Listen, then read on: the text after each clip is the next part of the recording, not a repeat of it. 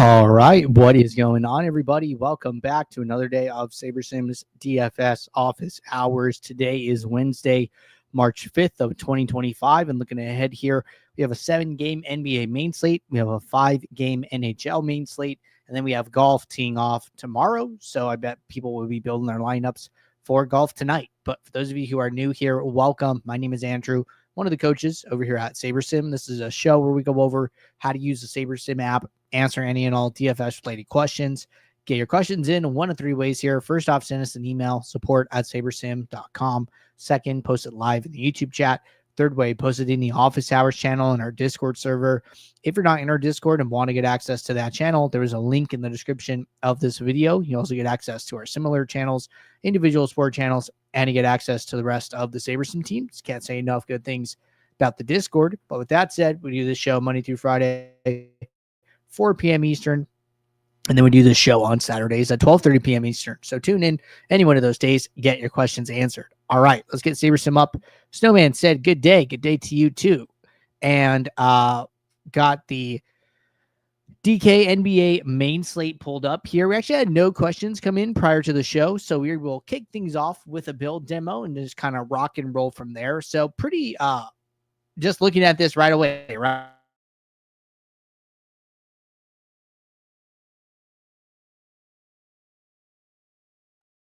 Sorry about that. Jokic, Tatum, Morant, Jaylen Brown. The feels like we're getting toward the time of the year where there are just more and more questionable players, more and more late scratches. That just makes late swapping all that much more important. Makes it more important that you're around for all these different lock windows and stuff.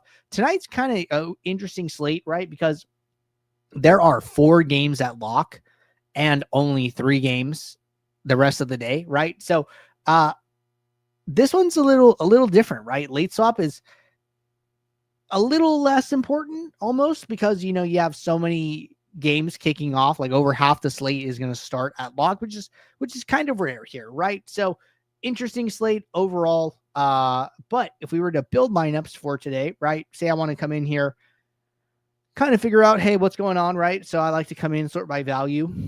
And we're seeing a couple massive values today. So Markelle Fultz, super high value. We'll go and look at Sacramento. Utah, super high value, right? So Fultz and Ellis, Oscar and Bryce from Utah. And then a couple Dallas guys here, right? So a couple Washington. So there's a couple different ways to do this. One way that I'll do, right, is I'll set my projection filter first. Say, projection greater than 0. And I'll just come in and I'll just look at all these teams one by one. Typically, like scroll down to the bottom and just see which players are out. And my face is actually blocking this. So why don't we try this? So we'll go this way for a moment. But just looking at out players, right? Okay, Gobert, Conley are out. Who does that help, right? It makes a little bit more sense that DiVincenzo is higher. You can always look at their positions, right? Like, okay, Conley is a point guard, Gobert is a center, and then you come in here and you're like, okay, Reed is a center, and DiVincenzo is a point guard, right? It's like kind of goes back to making the slate make sense, right? Figuring out whose value, where it's coming from, all those things, right? Charlotte. No high salary players out here, so I would just kind of skip past them. Utah. Ton of out players. Sexton, 5,900. Markkanen, 68. Collins, 65. Clarkson, 62, right? Okay, well, with, approximately like 1, 2, 3, 4, almost 5 players over 6K salary out, it makes sense why we're seeing 7 value, high 5, some of these guys here. So this makes a little bit of sense. I've never even heard of like Oscar. This person, I have heard of Sensabaugh, right? Pretty popular. Kind of surprising. Is Kessler out? Oh, I missed this one. Walker Kessler's out. Okay, so this makes sense to me, right? It's like, again, going back to making things make sense. Walker Kessler, center, out. Hendricks is a center, right? Collins, center. All these guys with center eligibility are all out. And then that only leaves Filipowski and then Oscar, T. We'll call him Oscar T, right? And then he's like min salary. So seems like Filipowski is like probably going to start. And then this is like a backup center, right? Kind of makes sense. 18 minutes here. So should be interesting. Pretty high like fantasy point per minute for somebody I've like never heard of. So this is probably somewhere I would like do a little extra research. And like how would I do that, right? Like if you guys wondering, like I'd probably just go to Basketball Reference and then just like type his name in. Oscar looks like he's a second-year guy. He's played 6 games this season, 14 games in the last 2. So pretty, somebody hasn't played a lot, probably super high variance. So be careful here, right? You just see like, oh, okay, well, he did play 20 minutes 2 games ago. So, and he actually played pretty well, right? 16 points, 13 rebounds. So interesting here that he's min salary, right? So this is like, having Basketball Reference on is just like a huge memory killer. So I got to get rid of it pretty quick here.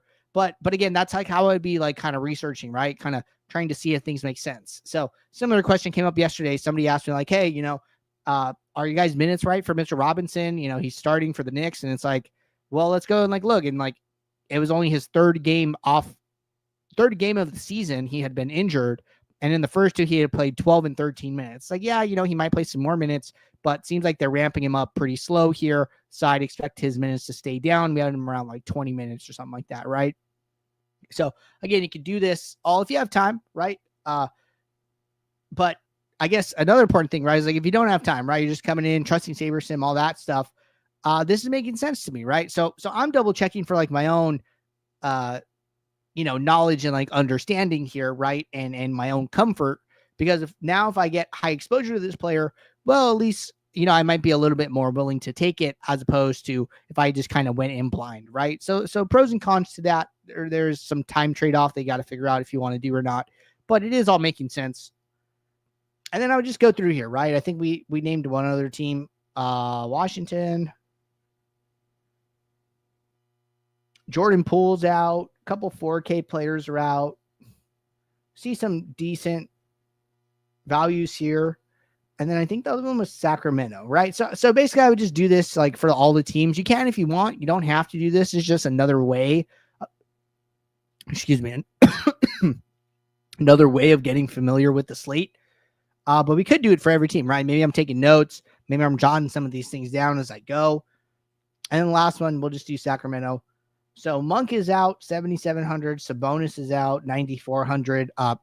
Very high salary players here. And we're expecting, look, Monk, point guard eligible. Okay, Keon Ellis, point guard eligible. Fultz, point guard eligible. And, both these guys, high minutes. So I think we're probably expecting Ellis to start and then Fultz to kind of take over Ellis's role. And then for centers, we have Valanciunas, right? He's been playing a couple games now, decent salary, still good value though. So all of this making sense to me. But again, this is familiarizing myself with the slate, trying to figure out, slate dynamics and things like that. So anyways, let's say I do that. Say I'm ready to rock and roll here. And then I would start to build lineups, right? So I'm going to build 500, but again, always build the max you can. I like to bump up minimum salary a little bit here. I would normally increase this to my projection greater than 10. It's just like a number I found where it's like a pretty good floor where ownership kind of falls to, right? Like we just scroll down here. And like usually guys projected for less than 10 points have like middling minutes and maybe aren't expected to get in the game too much. Some of these other guys, right? Like Merrill, Rollins, some of these guys can get in like blowout scenarios. Again, you're still probably not going to get that much of them at their value, and their ownership is like a reflection of that. But it's just like a small cutoff I'll make. Anyways, we're ready here. So we're going to build some lineups. And while this is running, right, go over to the contest tab, upload an entry file. So come in here. As long as you're logged in to the site you're playing on the same browser you're using, you can use our hyperlink. Drag and drop your entry file in. I'm just going to create a manual one. Say I'm playing the $4 20 max tonight.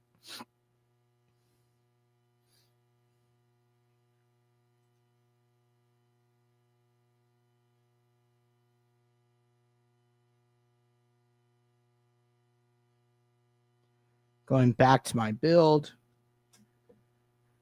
I'm going to help the lineups load here.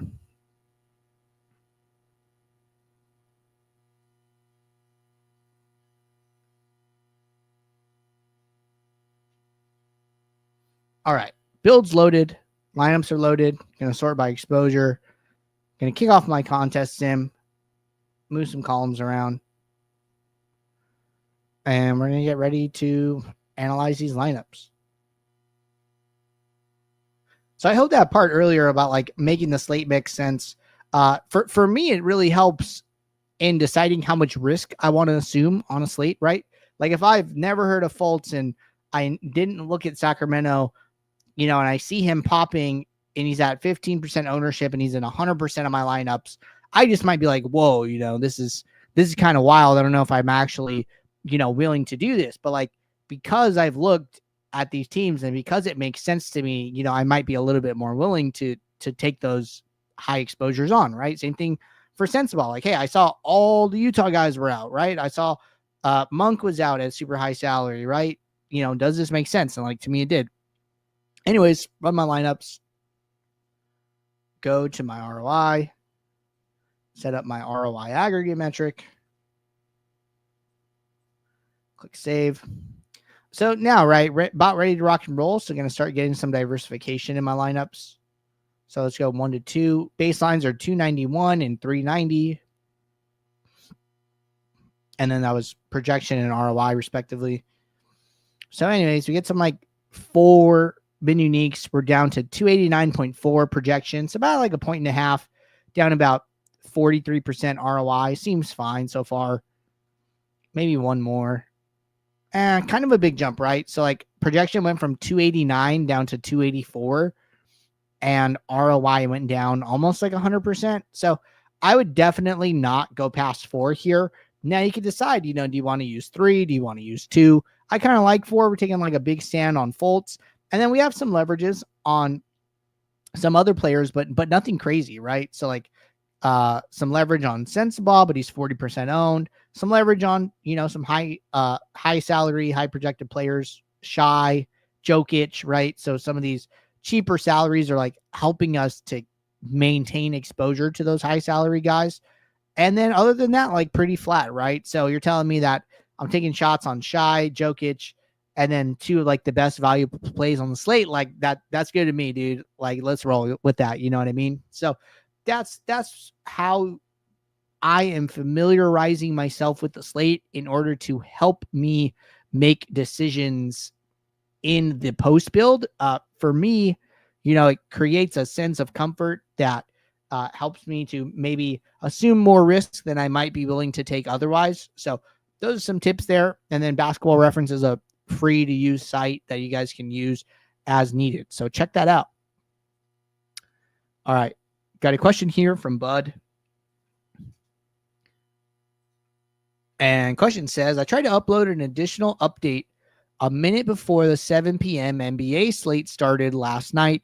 I didn't make it, probably 3 seconds late. When I did the 7:30 swap, it wouldn't accept my lineups.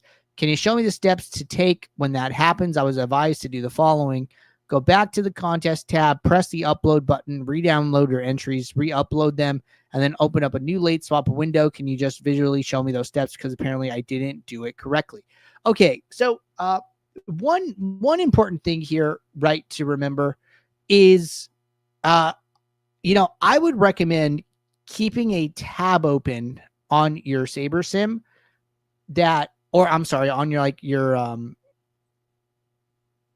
on your browser that shows the NBA lineup alert channel, right? So like say I'm in Discord, right? Let's say lock is approaching, right? And then it's, 3:59 Pacific time. And you see that the refresh icon lights up. I would not just rebuild my lineups and try and squeeze something in within a minute. What I would recommend is going to Discord saying, okay, I see that there are new projections available, right? There is some update. I would go to Discord and I would go and find what that was. Okay. And if this was yesterday, probably just scroll up and find it. So, no, that game is at lock. But let's assume, right, that lock is approaching. You got your lineups in 5 minutes to lock, and then you see in SaberSim that there's an update, right? Well, if you have this open, I would just hop over, go to your NBA lineup alert, and then just go and see what changed and for what game, okay? Because like if you see this, like, hey, no significant projection changes, you can just ignore the update. You can just refresh the projections and keep the same lineups you have, okay? Now, if you see something like this Cleveland Chicago sim where a bunch of projections change, well, there's one of two things here, right? Number one, is the game starting right now? Is the game starting in 5 minutes? Is it at lock? If it is, do your best to get an update in, okay? Now, if this game is, say, 30 minutes later, right? Like, okay, we have 4 games at lock, and maybe the game that changed doesn't start for 30 minutes, doesn't start for an hour. It is okay to not update and wait for late swap. And the reason for that, right, is because what I don't want you to do is skip steps in your process to get an update for a game that isn't starting, and then maybe you make some like subpar decisions along the way because you were cutting corners trying to save time to get this update in on time. You know what I'm saying?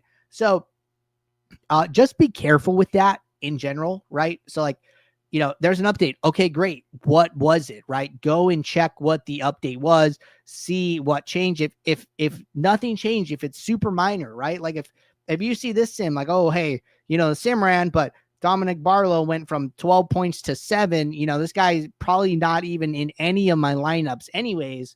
You know, you could probably just ignore it, right? And stick with what you got. So the point is to even some of these, right? Like these are, you know, super small. So the point is, you know, check, like verify what changed and go from there. Okay. I can't stress that enough.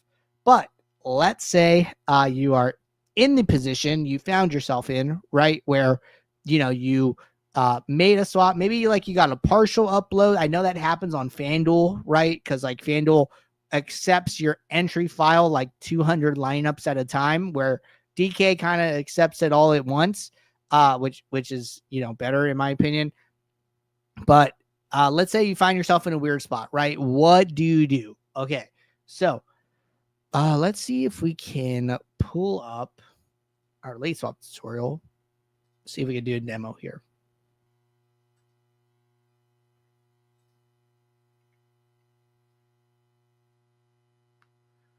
Here we go to the contest tab.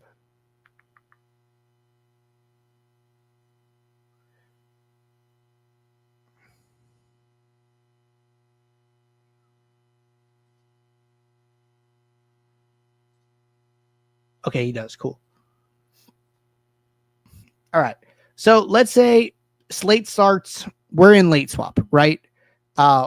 What do we do? And I think this is actually covered in this video. This is our how to late swap tutorial at the end here, like this 9-minute mark and beyond. But we can talk about it. So let's say, you know, you're here in the contest tab and you've uploaded your file to DraftKings, let's say, and maybe there's some errors, and for some reason you need to re-upload your file to SaberSim. So what you do is you go to the contest tab, you click this upload arrow, right? So there's the download entries where the upload entries button used to be, the green one, and then now there's this up arrow. So you click the up arrow, okay? It's gonna look like this. It's gonna look, yeah, it should look like this.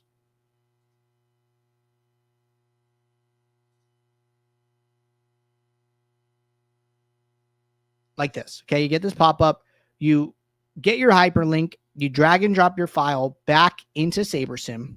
So what you're doing when you do this is, think about it like this. DraftKings and SaberSim are out of sync. So what you're doing is you're going into SaberSim and you're using SaberSim to ask DraftKings, say, hey, what lineups do you have? And then DraftKings says, I have these lineups. You're like, okay, give them to me. DraftKings gives SaberSim the lineups. SaberSim puts them back in your account. And then SaberSim is like, okay, these are the lineups that DraftKings says you have. Now, once that's uploaded, then you can just redo your late swap, right? And if you have a swap build, you don't want to go back to that swap build, okay? So I know I talk about using the same swap build over and over. I talk about that a lot.